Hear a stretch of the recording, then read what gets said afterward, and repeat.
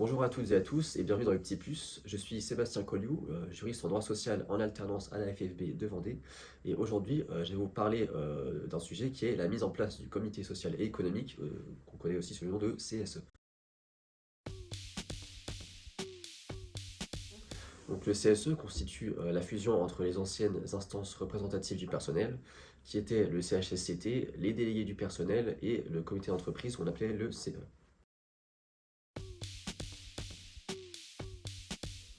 Donc les entreprises d'au moins 11 salariés doivent mettre en place un CSE. Ce seuil doit avoir été atteint pendant au moins 12 mois consécutifs. Les apprentis ou les salariés en CDD de remplacement ne sont pas pris en compte dans ce calcul, contrairement à tous les autres salariés.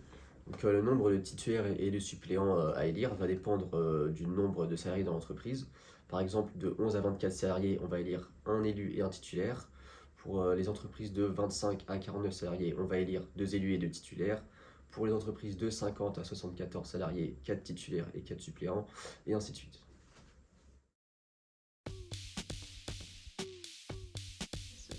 Donc la création ou le renouvellement du CSE est à l'initiative de l'employeur.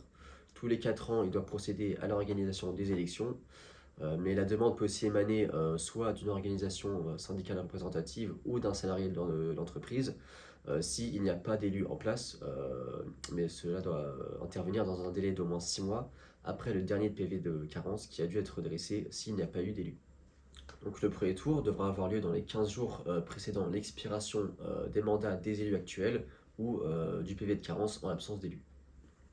L'employeur doit également inviter les organisations syndicales représentatives à négocier le protocole d'accord préélectoral dans un délai de 2 mois avant l'expiration du mandat des élus. Pour les entreprises comprenant entre 11 et 20 salariés, il existe une procédure simplifiée. En effet, après l'information du personnel des élections, l'employeur va laisser un délai de 30 jours à ses salariés pour se porter candidat. Si à l'issue de ce délai, aucun salarié ne s'est porté candidat, il pourra alors dresser un PV de carence. Donc les salariés pouvant voter aux élections sont tous les salariés ayant au moins 3 mois d'ancienneté dans l'entreprise et âgés d'au moins 16 ans révolus. Les intérimaires ne peuvent pas voter à ces élections malgré qu'ils soient comptés dans l'effectif. Un deuxième tour doit être organisé lorsqu'il y a notamment une carence de candidature au premier tour, que tous les postes n'ont pas été pourvus ou bien que le nombre de bulletins valables est inférieur de moitié au nombre d'inscrits. Toutes les candidatures sont alors admises, contrairement au premier tour où seuls les syndicats représentatifs peuvent présenter leurs candidats. À l'issue des élections, l'employeur doit dresser un procès-verbal et le transmettre dans les 15 jours à la CTEP, à l'inspection du travail et aux syndicats qui ont négocié le protocole préélectoral.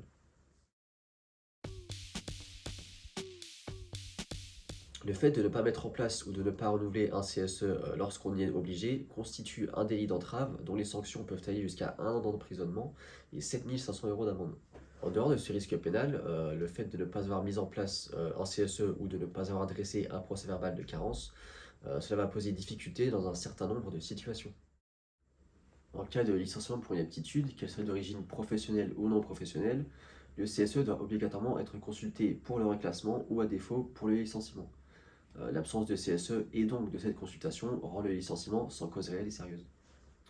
En cas de licenciement collectif pour motif économique, l'employeur doit là aussi réunir et consulter le CSE.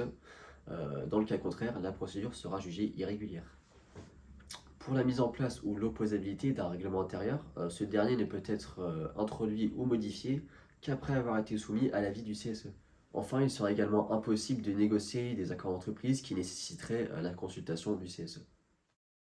Donc pour récapituler, la mise en place du CSE, c'est dans les entreprises de moins de 11 salariés, un renouvellement tous les 4 ans et en cas de non-respect dans les règles de mise en place, des difficultés dans la mise en œuvre du droit social au sein de l'entreprise.